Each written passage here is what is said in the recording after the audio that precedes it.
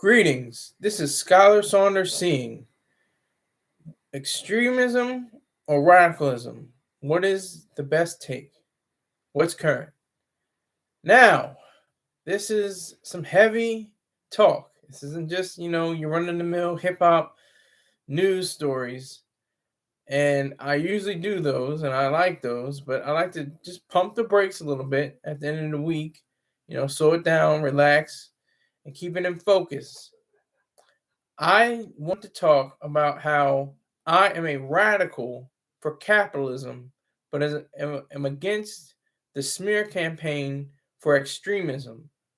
And I wanted to say how being a radical is somebody not engaged in terroristic ideals or engaged in different thoughts that go against life. Radicalism is for life. Radicalism for capitalism is for life. That's the main difference. And that's what Ayn Rand had always purported. Being extremist is something that trying to tear people down and say that they're over the top and too much and go outside the bounds of morality. That's what is usually used as, in a campaign to smear someone, to call them an extremist. But I'd beg to differ. I think should be applied to especially Ayn Rand's philosophy. It's a closed philosophy. It is based on its own ideals of reason, individualism, and capitalism. There's no equivocating about that. There's no, adding on this and trying to tweak that. It is what it is, and it stands on its own 2 feet. For those that aren't familiar with Ayn Rand's work, she delineated in her nonfiction especially, the differences between radicalism and extremism. If you're a radical for capitalism, that means that you are completely moral. That means that you are completely ethical. That means that you know the difference between the different types of trades that go on in the world. You know the difference between the idea of capitalism being the only social system of justice, and that it is about the government protecting private property rights, and that's it. That's the radicalism. That's how radical capitalism is. It doesn't say, oh, well, we can add in a little bit of socialism here and a little bit of communism there, and they just bundle it together in a package deal and call it capitalism. No. Not even those who try to champion capitalism with compassionate capitalism and altruistic capitalism, which is a complete and utter disgrace because it's a contradiction in terms that is beyond the pale.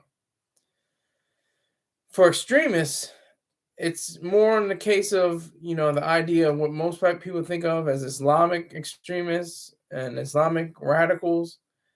They're not true radicals, nor are they extremists in a sense. I mean, they could be part of the smear campaign, but really, it's about the Islamic totalitarianism. That's a big word, but it simply means the rule of Islam over the lives of citizens, the overbearing rule, I should say, and complete airtight, way of living, a complete authoritarian. It's another big word. Way of viewing existence, and that's what is trying to be against America and its allies, like Israel. If you think you are a radical, you may think you're cool and hip and that you're up on the latest drugs and the best music and the hottest nightclubs. You think you're living on the edge of life, living on the edge. Well, I came here to tell you to bear record that you're not a radical. You're a loser. You want to be in the in crowd and get lost in the crowd. That's you, not I. I am a radical for capitalism. I am for a complete and utter laissez-faire capitalist society. One that declares that the human, the individual, is worthy of being treated as a human being and an individual. Every other social system, no matter what, has to have an element of capitalism. Capitalism doesn't have to have an element of any other social system anywhere at all. That's the difference. That's what makes it special. That's what makes it pure and good. So extremists are those, in scare quotes. You put just the square quotes around extremism or extremists because you say they don't know what they're talking about. They scream it, they screech it, they yell to the top of their lungs, I'm an extremist, I'm an extremist. And they're not sure really what they're talking about, and what they're talking about is against what their principles are anyway. An extremist is somebody who has a total of the highest degree of some ideology or some kind of philosophy and completely holds that. That's an extremist. An extremist that doesn't allow any other kind of ideas to infiltrate into their system. They're extreme. They disallow anyone else to step in. Now with the objectivist philosophy, that's pretty much an explanation of what it is to be an objectivist.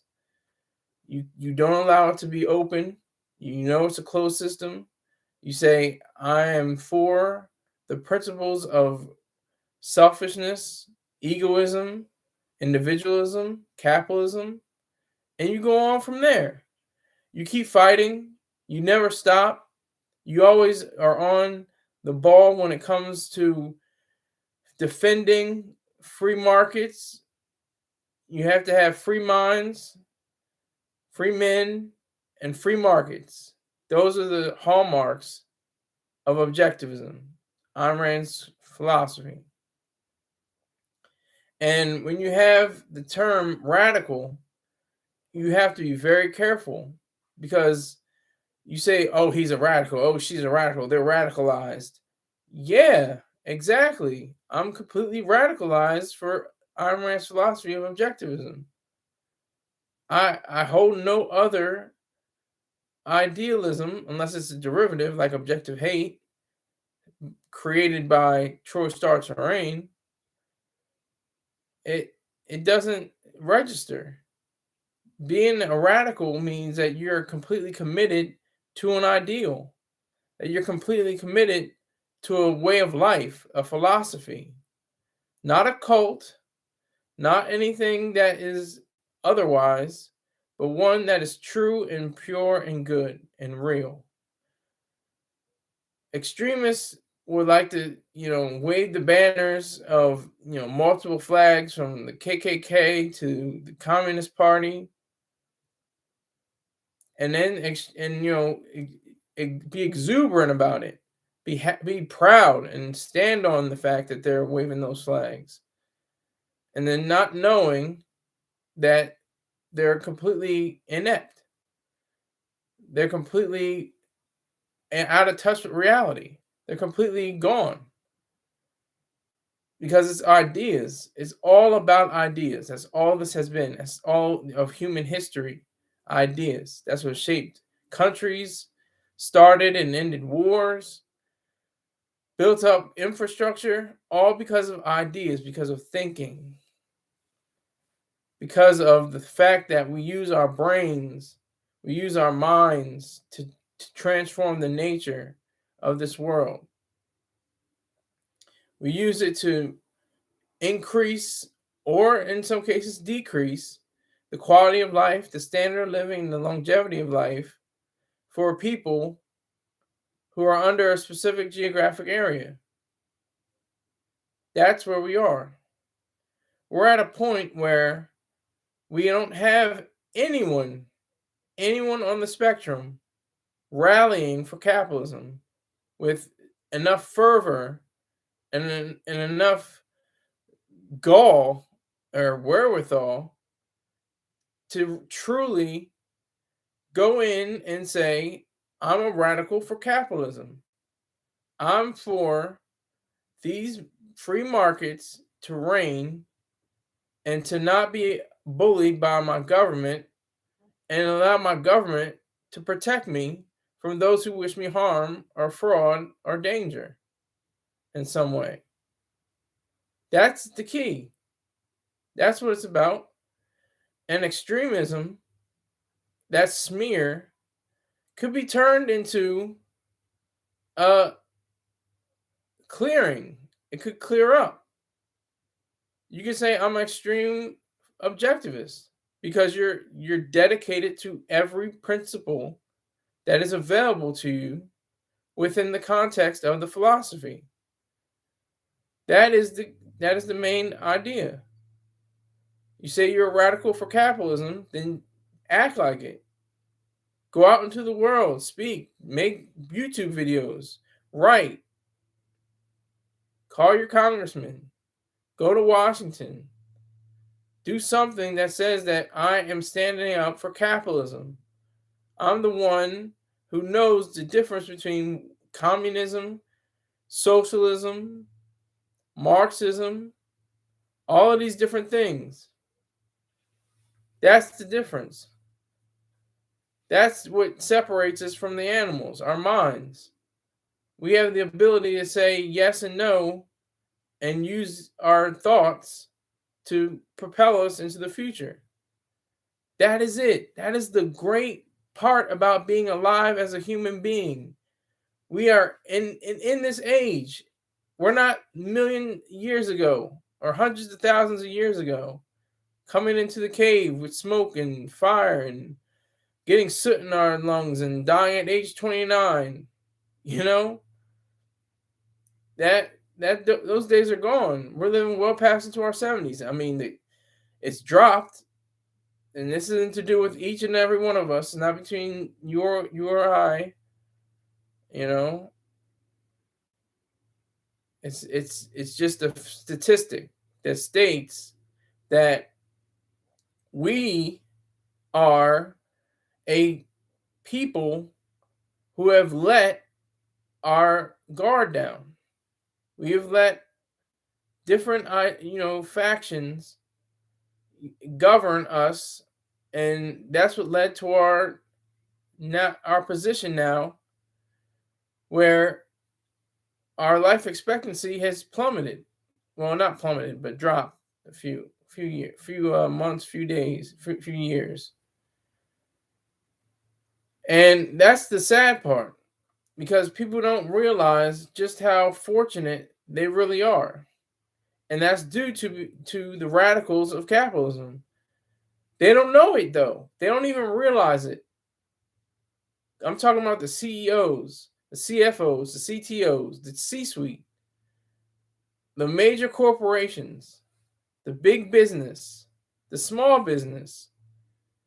They may not have a full, clear understanding of what Ayn Rand's stories were about or what her nonfiction was about. They could have just said, it's a nice, cool story. Keep it pushing.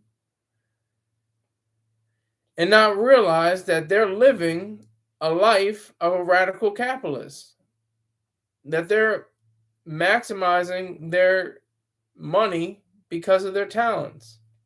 That they're allowing and making sure that their livelihoods and their lives are protected via the government, city, state, and federal. But instead, the government, it tends to trample on rights. Regulations, controls, taxes. It goes against rights, ironically. The one protector of rights is destroying rights. That's ironic. That is what we're up against. Radical and extremist. The radical for capitalism is one who says, no, I will not be brought down by your communist rhetoric. I will not be brought down by your socialist rhetoric or your fascist rhetoric or any of your other super collectivist ideals. I will stand tall on my word for free minds, for free men, and free markets. That's what I'm supposed to do. That's what I'm, preparing for myself. I'm supposed to do it for myself. I'm not saying dogmatically. I'm not saying that you must do these things. You must respect the ideals of Ayn Rand and capitalism. That's the beauty too. In this country, you have the ability to completely go against what it means to be a capitalist. You can be anything you want. You can be a skinhead Nazi. You can't be a Nazi and with a skinhead in Germany legally. You can't even write a swastika in Germany. It's against the law. It's not here in America. You can have as many swastikas as you want. You can have your Doc Martens and your bald heads all you want, and your leather jackets and your jeans and all that. All you want. That's the freedom. That's ironic too. You have the freedom to show how not to be free. It's a shame. It's sad, but it's true. It's not something that we take into account all the time. It's something that we sort of dust under the rug, don't really pay attention to it, don't really, address it, don't take it seriously. We have the ability to create more wealth than has ever been conceived of in all of human history. Just imagine if there were more radicals for capitalism, not just quiet, virtuous businessmen and women who just go about their days, make their tons of money, and keep quiet, don't fight, don't lobby, don't say anything against any other system of thought. Just keep it on, keep it on. That's all they do. That's all they do. And what happens is they are confronted by these ideas and still don't know what to do with them. Like, I like virtuous selfishness. I like capitalism. I like these books. These are beautiful. I'm flourishing because of these books, but I don't know how to express myself. So I guess I got to start a 501c3 and have an executive director and people under his tutelage or her tutelage, and have them explain and express the ideals of Ayn Rand.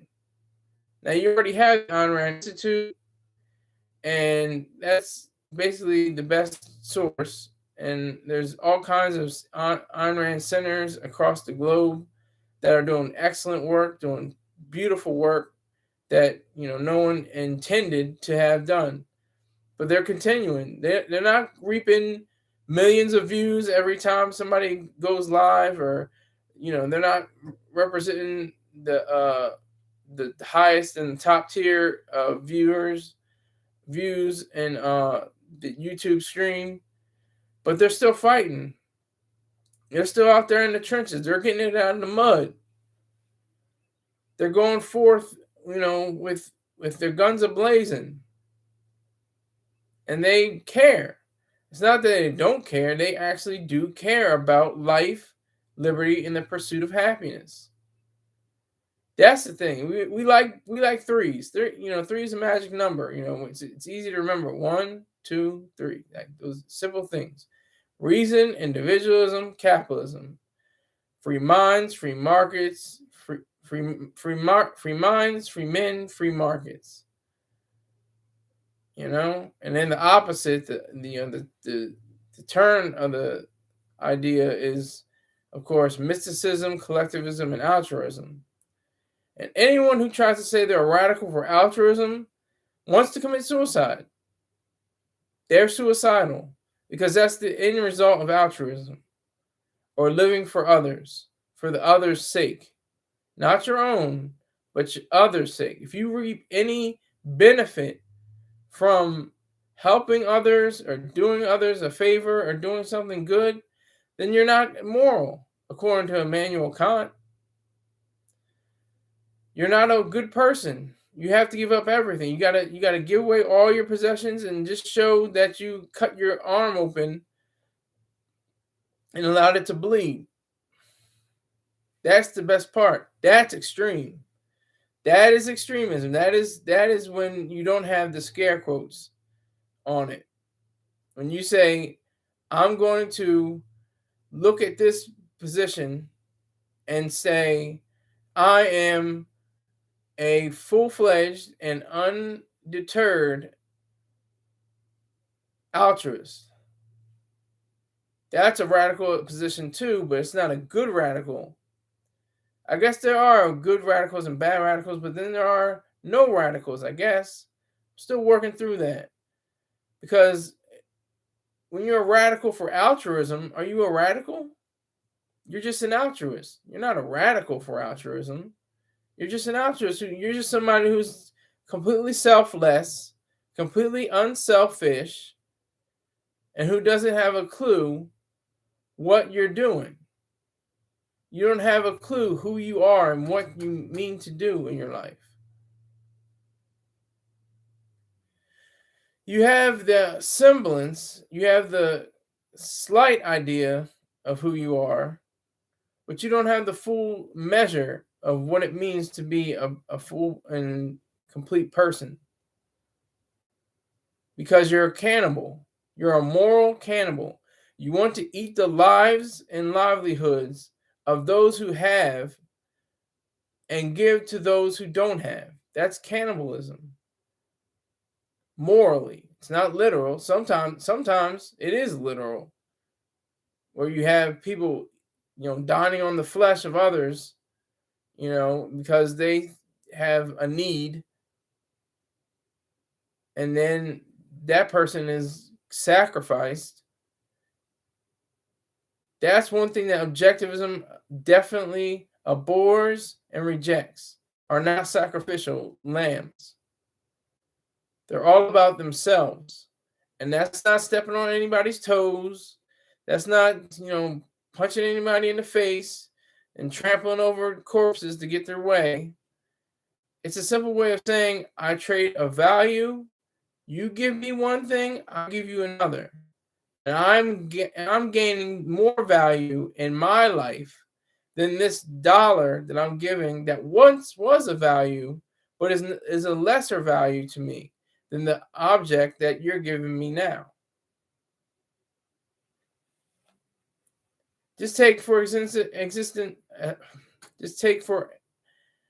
an idea, take for instance the role of the consumer.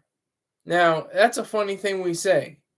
Consumer reports, consumer ideals, consumer protection agencies. What about the producer protection industry? What about the producers? Aren't you a producer before you can consume? How can you consume without being a producer?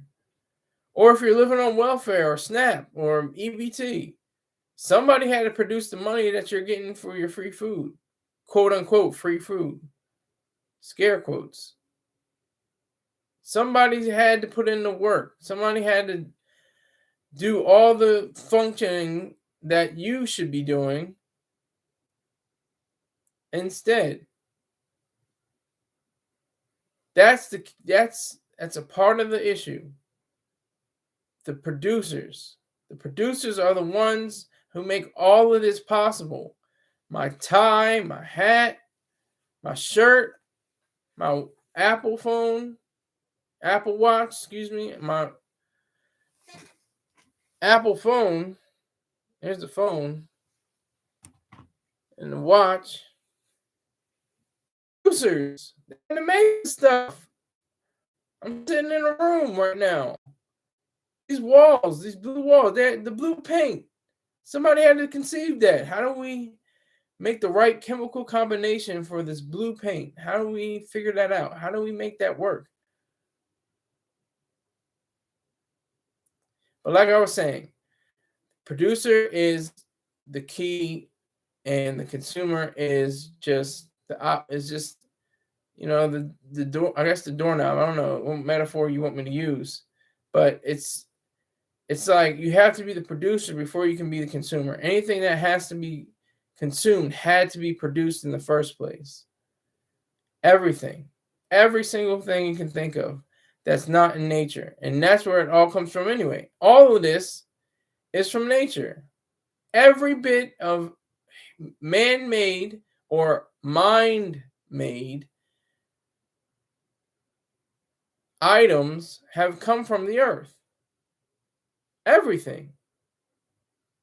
All of this, every bit of it, has come from being on earth. No matter what product you can name, whatever you can talk about, its components all came out of the earth. And producers, engineers, technicians, specialists had to figure out how do we program this? How do we identify that? How do we make sure that works? How do we make sure that works? It's all about fixing the problem of the idea between producer and consumer. Are you a radical producer? Are you a radical consumer? The answer is really neither. You're just a radical for capitalism. Production is the highlight. It is the grand champion of a person who is of worth. It is what means that what it means to be a human being. I mean, if you have irrational books, ancient history books that do have some truth to it, the Bible, he who does not work does not eat. I mean, that's not a complete understanding, but the notion is there. It's saying if you don't produce, then you cannot consume. It's pretty simple. It's not rational. It's not completely true, but it's close.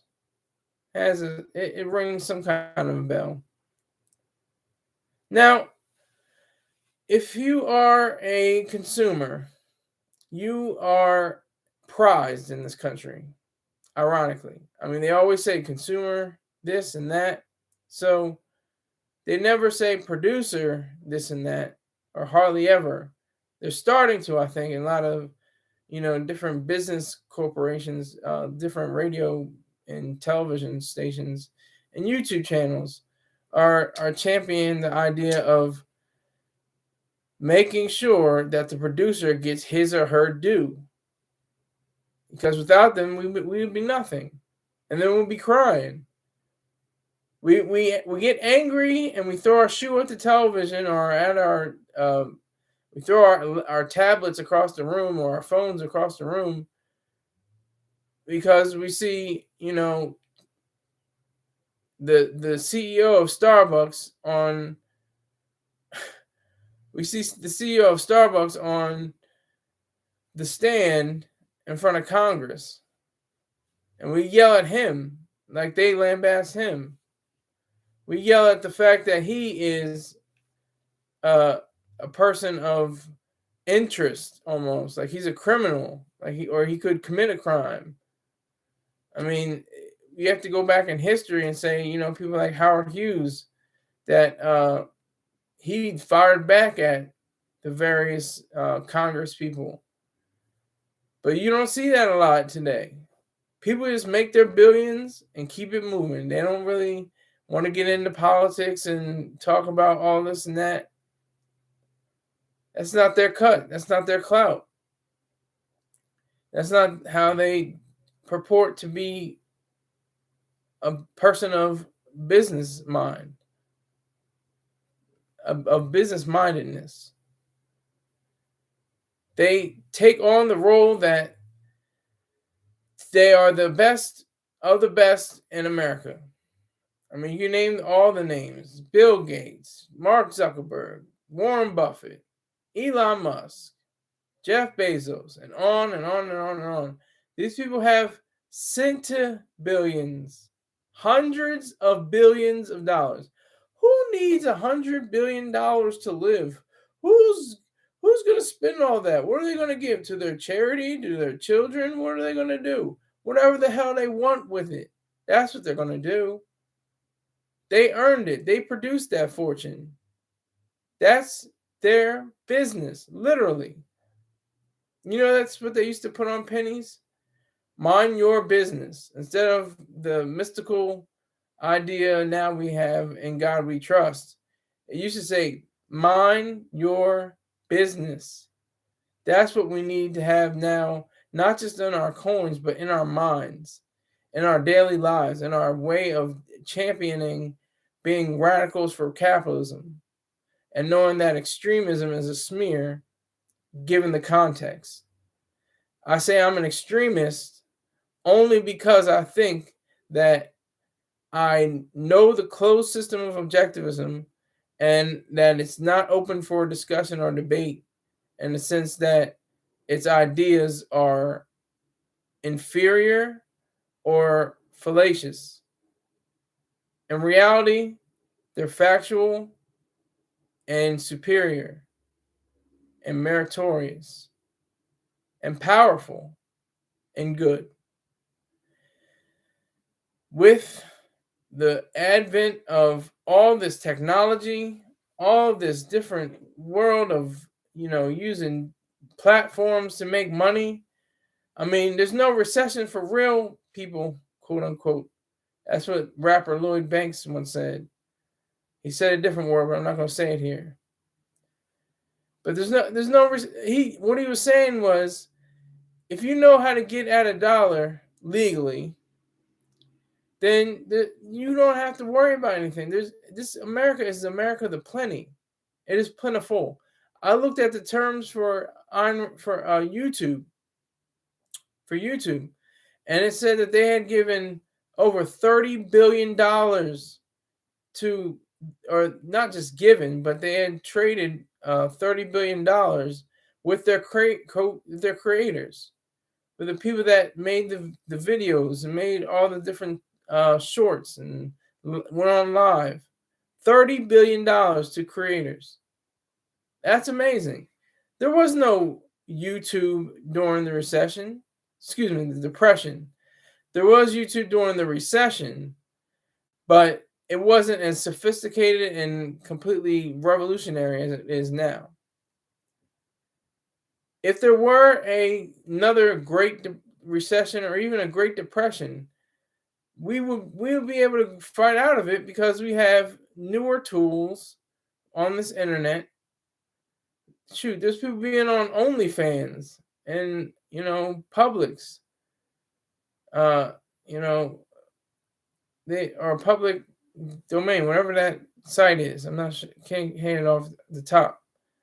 But locals, that's what I was trying to do. Locals and OnlyFans, and there's vocal.media. There's so many other companies, Medium, so many different companies and institutions that give the opportunity for people to gain wealth.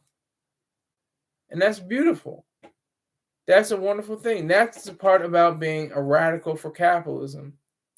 Being a radical for capitalism means that you are taking into account the facts that you are more than worthy of the money that you generate, because it's yours. You get to keep it.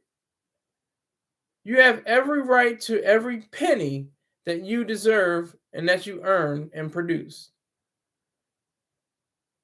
An extremist would be somebody who is either too wrapped up in ideals that aren't Ayn Rand's and doesn't know how to express him or herself and cannot take into account all the different avenues that are available to them, because that's what socialism, communism, fascism, and any other ism besides objectivism needs, or capitalism especially needs. They need a little bit of capitalism. They need your donations. They need that. They need your donations just to say, "Hey, we're for communism, but we need a little bit of money to make sure we get out our cause and get these red booklets out. These Chairman Mao, books and Karl Marx.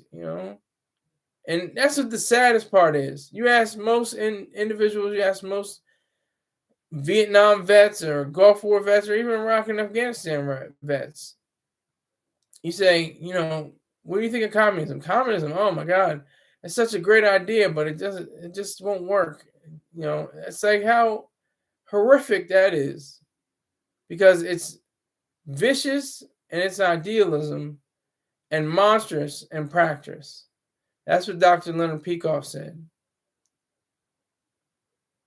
And that's a fact. And that goes along with everything. Socialism, fascism, all these isms, because besides capitalism, they have to have at least a little bit of capitalism. Socialism needs a little bit of capitalism. Fascism, they all do. Fascism, what is that? That is letting the different companies and corporations do their business, but they heavily tax and control and regulate them. That's basically what the system we have now in the United States, especially in most countries around the world. Socialism is like a vote for destruction. It's a vote for saying that we want you to rule us completely. Every aspect of our lives, we're going to vote for you to say you're the master and ruler over our lives. And communism is just not even a vote. It's just by force. It goes forcefully into the power structure and says that you can't live a full life. You have to be wary of others. You have to be wary of the next person, not yourself. And that's anathema to America. That's the antithesis of America. That goes way beyond and way back from the ideals and principles propounded by the founding fathers. That's a fact. If we were to look at how much that radicalism and for capitalism has evolved and changed the world, we still see the quiet voices. We have a essay and a video by Ayn Rand called "Sanction of the Victims: The Persecution of the Minority Businessmen." I chopped up that title, but please forgive me. Pardon me. I'm just going off the top here. And then she's saying that, they're allowing themselves to be victims. They're allowing themselves to not be on the victor side. They should be championing all their ideals and what they're doing, and should be said, should be stated, should be expressed. All of it should be a part of who they are and what they are. All of it should be the fact that they know what they're doing and know how to engage in discourse with other people. Because you have hundreds, literally hundreds. They call it the Fortune 500. That's just 500. They have 1,000. There's 1,000 major companies and corporations.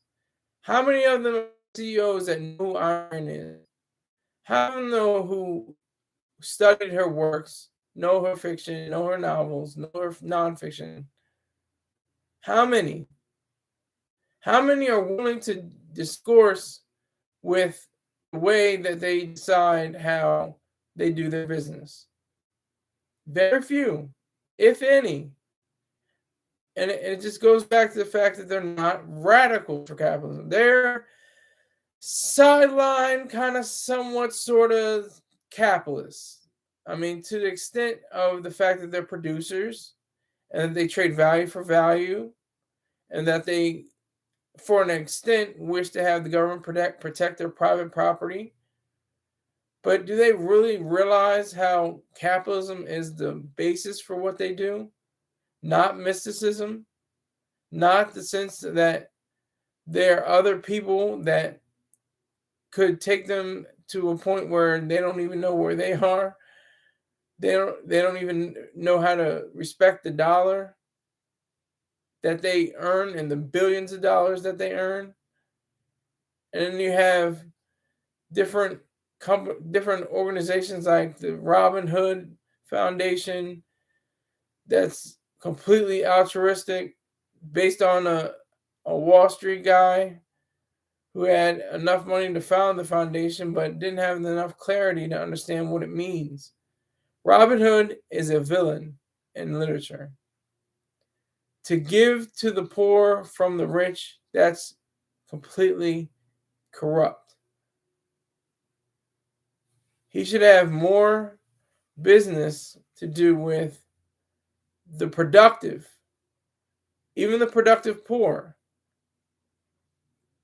Give from the non-productive poor and the non-productive rich to the productive rich and the productive poor.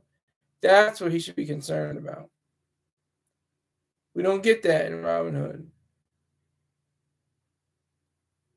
In Robin Hood, we get the idea that he is an extremist. He is an actual extremist. He's extremist to the point where he is selfless and unselfish, that he is irrational. That's where we go from here.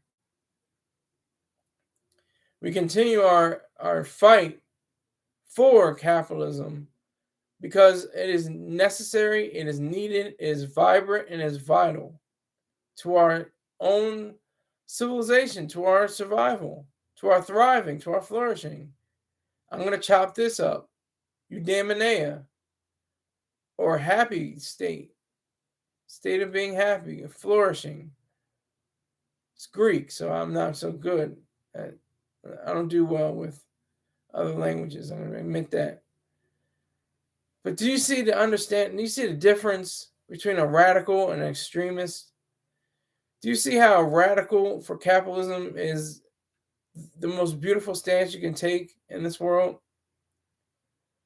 And that extremist with the scare quotes is probably the worst and lowest smear that you can give somebody. The radical for capitalism will always win, no matter what he or she goes through. They will win in the end. They will find a place for themselves to be cautious and aware, and having the fighter spirit, because there are far too few, many radicals for capitalism that are, in the C-suites. They're quiet. They're not saying any words. And the same goes for the government. Government is completely inept or completely deficient when it comes to radicals for capitalism. They have no clue what radical for capitalism means. They can say, Elizabeth Warren can say, "Oh yeah, I'm a capitalist." Hillary Clinton can say, "I'm a capitalist." Joe Biden can say, "I'm a capitalist," and not know what it really means. No, just feeling on the ground level, the soil, the grit and the dirt of capitalism. Oh, I have so many millions of dollars, I must be a capitalist. No, you're not a capitalist. You can have trillions of dollars and not be a capitalist. It's all part of the game. And like Rock and Power, Sinful to Pimp said, he said a lot of things. Sinful to Pimp said, that he could take on, you could take on the world, you just have games. It's game brought to you by the game. That's the difference. That's what he said. It's game brought to you by the game. And the game is selfishness. That's the key. It's being rational. It's not using faith. Not praying, and it's not being in a group above, the individual. The individual is always just a piece of the group and independent from the group, and never be an altruist, because altruism means death. It means sacrifice. It means moral cannibalism. It means not being able to realize your ideas fully. It means that you don't have the wherewithal, you don't have the truth behind you to say that you are a real individual. When you are, everybody's an individual, but very few people are individualistic. So what's a radical and extremist? When you take radicalism, don't think about bombs and suicide vests. Don't think about Molotov cocktails and quote unquote revolutionaries. When you think about extremists with the scare quotes, think about the people that adhere to ideas like communism and socialism and fascism. Think about how it's possible for these young people to rise up without any dilemma or delay, where they're possibly the ones that could carry on the ideas of capitalism, the alphas, the youngest people in the generation, 2010 to now, alphas, or maybe earlier, it could be a little bit earlier for the alphas, but as long as there's still people fighting, it may not even be the alphas, it could be the millennials, it could be Gen X, but we're at a position where we have the worst movies, we have the worst books, we have the worst music, but I still enjoy it. It's weird. It's like, this is all we got. I can pick and choose which ones are the greatest and what's the best. Take out the different elements and say, okay, this is still a good movie. This is still a good song. This is still a good book. But that's what radical for capitalism means. It means the choices you make. It means the way you handle yourself. It means the way that you demonstrate how you know what is best for you. That's capitalism. And for your values, for your family, for anyone that is not an enemy or even your neighbor, which you can't love your neighbor more than yourself. It's impossible. You'd have to kill yourself to love your neighbor more so. Think of a burning building. You're about to go into the building. It's not a heavy blaze. It's just pretty fiery, pretty smoky, but there's two children. They're your neighbor's child and your child. And you go up and you find whose child first. If you say your neighbor's child, then that's completely morally inept and wrong. Morally bankrupt. You have to save your own child first. If only. You have to be prepared to discuss the various conversations like that, because they arise. There's emergencies all the time. And that's another question thing. Can I question why, this is just a side note, why does ABC News on the evening news with David Muir has a passenger plane story every single night? It seems like I've been listening to BBC, I listen to NPR, I listen to Bloomberg, and other news outlets. But I listen to or I watch David Muir, and they got people tussling and fighting on the plane, or the wings are clipped. Does anybody else have any other business with the planes? Is this part of their angle? They say it's the number one most watched news source in the country. I don't know, but that's part of capitalism too. They know that people want to see that. and that keeps them drawn to your smart device, to your home devices. That's pretty much key to it. But they don't know it either. They just know that it's money, it's big business. The Disney Corporation will always be fighting for more money, no matter what. It goes to show you that there's always been enough people vying for the position of the great billionaire, the number one, Arnault from France, Louis Vuitton, Hennessy, and I can't remember the other one, but he has hundreds of billions of dollars. Hundreds of billions of dollars. There are people literally starving in the streets. There are people literally without food, clothing, housing, proper sanitation, all over the world. Billions, billions of people.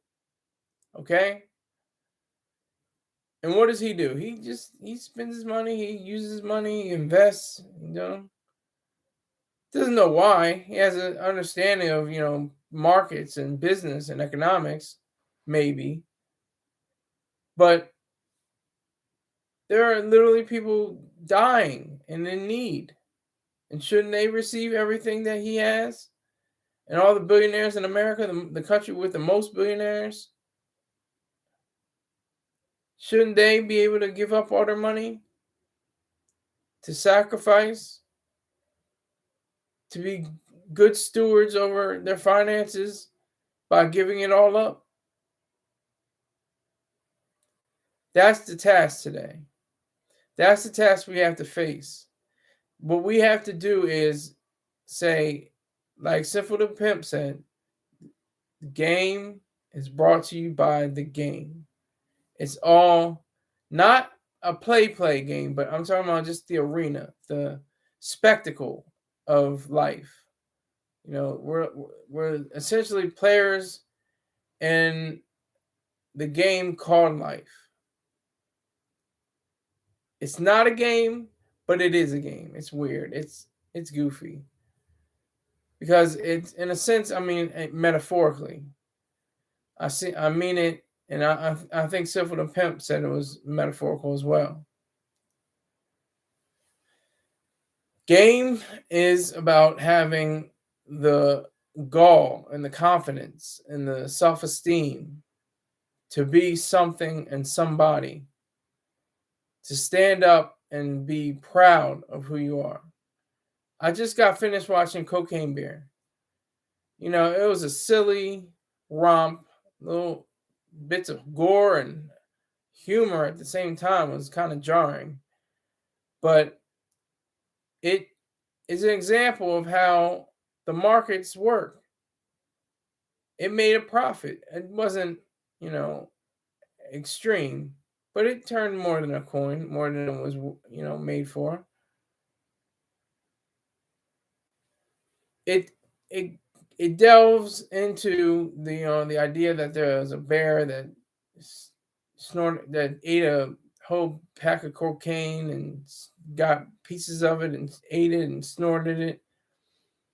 And this is a real story, but it didn't have as much gore and graphic detail as the movie had. Hollywood had to, doctor it up, for it to be seen by audiences. And that's part of the gig too. I always think about the big three: Wall Street, Hollywood, and big tech. They are the most hated and beloved at the same time pieces of the American experience. People love the fact that they get, their latest iPhone and iPad and Samsung watch and Google phone. People get excited. People get excited about all these things. I do. When there was a new phone out, I'm like, I gotta get that. I gotta get an iPhone. I gotta get that. Gotta get that. But when it comes to, knowing whether, people on Wall Street are considered, they hardly ever are too beloved. It's like, yeah, they're on Wall Street. Good for them. They made it. Probably because of their granddad or daddy got them into a school and then they graduated and went to Wall Street. That's the vicious rhetoric that is often spoke about Wall Street, one of the most productive sectors of this country. And the reason why there's a Hollywood, the reason why there's a big tech is because of Wall Street. If there ever was a big corporation, it had to have had some kind of founding with a VC, even if they weren't in Wall Street, even if they were in California or Omaha, Nebraska, you know, they had to start somewhere with capital. And that's part of the radical for capitalism idea. The radical for capitalism is the individual who knows that capital is the lifeblood of a society, money. And for any situation, any kind of corporation or company to grow, it needs to have more money. It's what makes special this country. The fact that we have already built up so much ideas, despite the fact that there are mass shootings, despite the fact that there's abortion rights being trampled on. In spite of all that, we still are a noble nation, the noblest of nations in all the history of the world. And that's what is key. That is the driving force behind everything that anyone else would do. We have the capabilities to be crusaders for capitalism. Now that could be scare quotes because look at the baggage and that the word crusade means. So that's why I use extremism. I use extremism purely for the sense that it is an extreme position to say that reason, individualism, and capitalism are the key ingredients in a healthy individual and a group of individuals. So, for radicalism and extremism, they are not part of the same ideal completely. They share similar beliefs, they share similar kinds of thinking, but overall, they do not comprise the same kind of thought. For the radical for capitalism, it is imperative that they know the difference between what it means to be dogmatic and to be rational. Dogmatic is just mouthing, just going over words and memorizing them and having a sense of what it means to be a capitalist, but not really knowing or showing what it is. To be an extremist means, without the scare quotes in this regard, it means that you are being completely against any other idealism that might be out there. That's the extremist. You're so extreme that you disregard socialism, communism, fascism, imperialism. That's an extremist if there's no scare quotes next to it. But too often it's scare quotes. And that's what the radical for capitalism stands up, stands in, and fights for the future. I thank you all for watching this video, and I hope you do like, subscribe, and share. And you do take care.